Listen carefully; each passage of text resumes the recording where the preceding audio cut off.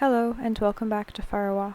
A lot of people, including myself, love having pumpkins for fall, whether it be for Halloween carving, eating, or just simply decor. But once your pumpkin is out of use, what do you do with it? In this video, we're going to be using the whole pumpkin, except for the stem. By out of use, I don't mean your pumpkin is squishy and rotten. I just mean maybe the pumpkin season is over and you're not sure what to do with it. Please use a good condition and edible pumpkin. Thank you.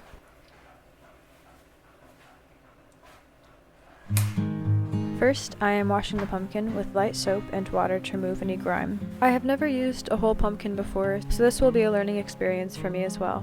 First up, we will be carving the pumpkin. I don't know where our pumpkin carving materials are, so it took a while to find the right knife and the right method. Use whatever works for you that is safe. I settled on a bread knife because of the serration. I cut a roundish circle in the top and removed the stem, like you would do if you were going to carve it.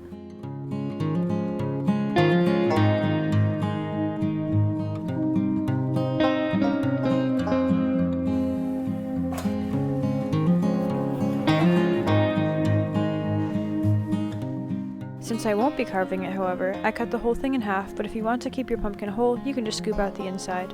Even though it took me a couple tries to find the right way, after it was opened, it was a lot easier to scoop out everything than trying to get it all out from the top.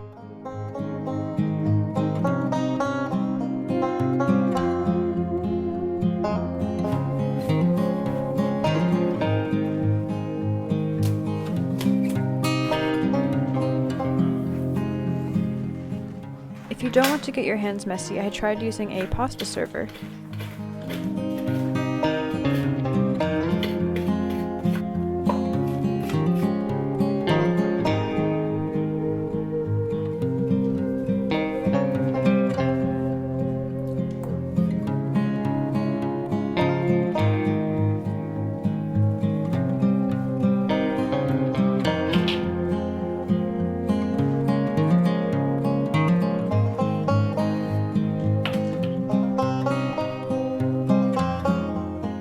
Now let's do something with all this stuff. Let's make some pumpkin guts puree. Apparently it's not real pumpkin puree because the actual puree comes from the inside skin or something, but this is quite close enough, and very similar.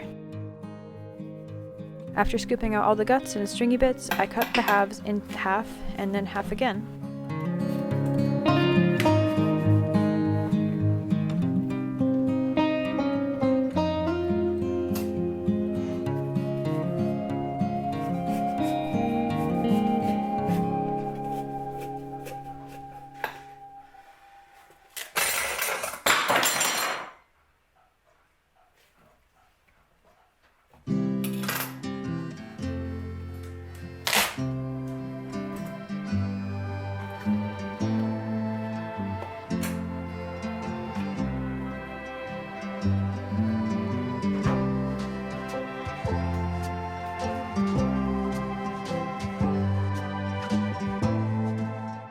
I separated out the seeds from the goopy stringy bits, which I then blended up into a pulp.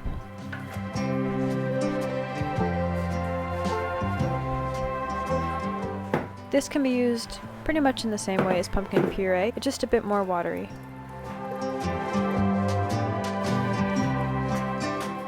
Now it's time to make some roasted pumpkin and pumpkin puree. I'm lining a baking tray with aluminum foil, and then layering the pieces of pumpkins inside. I put them with the skins side up, so the skin will roast more because it is thicker, and the softer part on the inside will still cook but won't be as exposed to the heat. I'm choosing to cook them in big pieces, but you can cook them in small pieces too if you want. I put them in the oven for 45 to 50 minutes on 350, or until they are soft enough to be easily pierced with a fork. Once they were done, I wrapped them up and put them in the fridge because it was time to go to bed. But if you don't have to go to bed, then you can just continue on.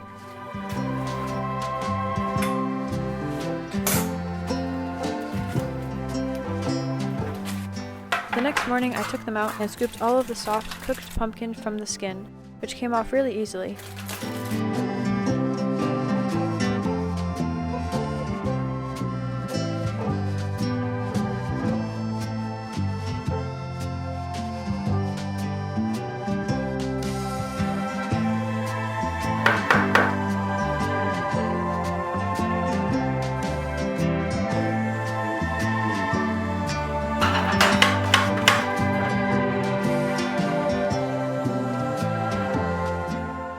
In the blender, it turned into a nice pudding-like consistency, and that is pumpkin puree.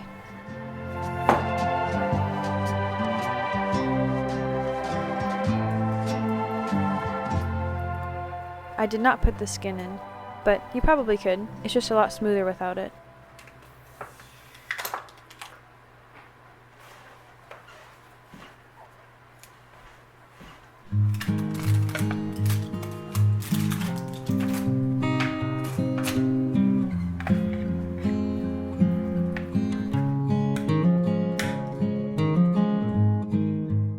I repeated this process of scooping the roasted pumpkin from last night and turning it into pumpkin puree as the other pumpkin cooked in the oven. I did blend some of the pumpkin that I roasted that same day, but since it was warm, I left most of it for eating just as it was.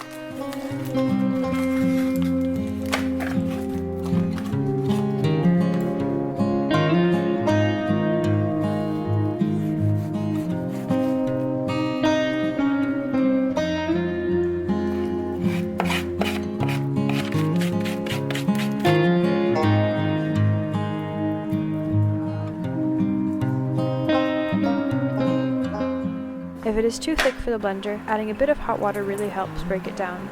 Meanwhile, I roasted some more pumpkin pieces until the skin was soft enough to pierce with a fork.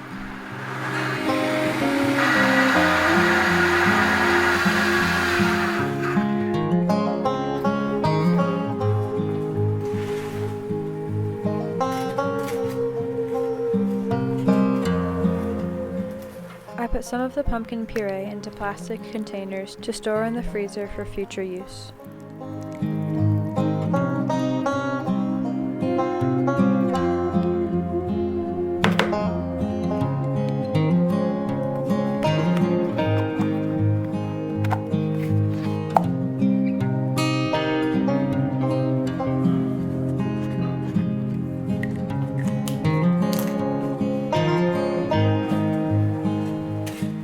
Alright, the roasted pumpkin seems soft and ready. It is beautiful and steaming and smells wonderful. Be careful with the heat, but it tasted so good. I roasted the rest of the pumpkin and continued processing whatever was roasted the night before.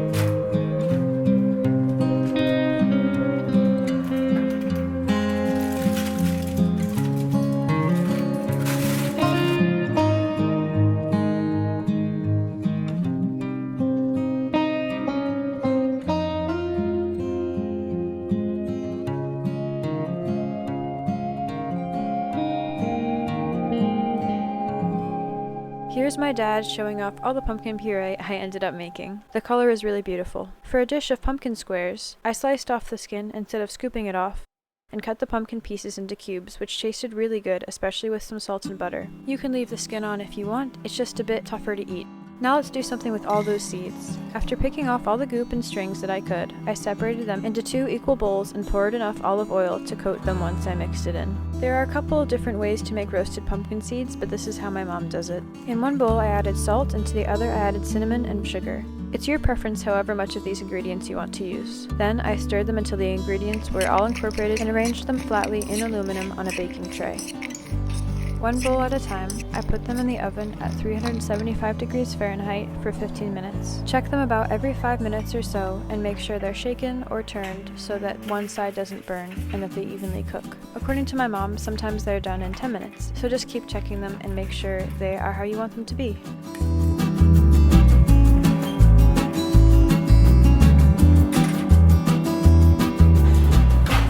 Another ingredient ingredient that she likes to add to them is curry, which tastes really nice. Once they were nice and crispy, I took them out. These make a delicious snack or a topping to add to a sweet fall bake. So here's how I used the whole pumpkin to make puree, roasted pumpkin, and seed snacks. In another video, hopefully coming soon, I'll show you some of what I was able to do with all of this pumpkin stuff.